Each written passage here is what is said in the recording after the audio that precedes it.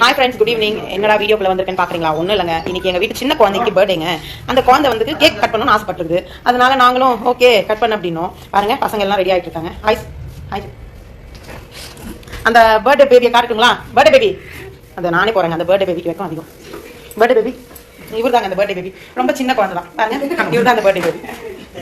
வாங்க நம்ம அங்க போய் வீடியோ உங்களுக்கு போயிட்டு வீடியோ கண்டினியூ பண்ணலாம். வாங்க நீங்களும்